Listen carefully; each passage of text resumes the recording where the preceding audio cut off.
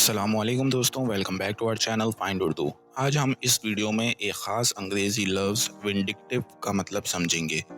Vindictive का मतलब है इंतकाम पसंद। ये अक्सर उस शख्स को डिस्क्राइब करने के लिए इस्तेमाल होता है जो अपनी नफ़रत या बुराई का बदला लेना चाहता है।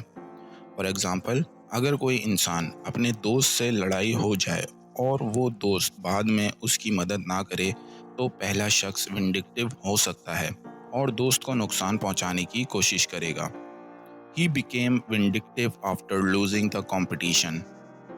उसने मुकाबला हारने के बाद इंतकाम पसंदी दिखाई। इस तरह विंडिक्टिव का मतलब होता है इंतकाम पसंद। मुझे उम्मीद है दोस्तों अब आपको विंडिक्टिव का मतलब समझ में आ गया होगा। मिलते हैं नेक्स्ट वीडियो में। शुक्रिया।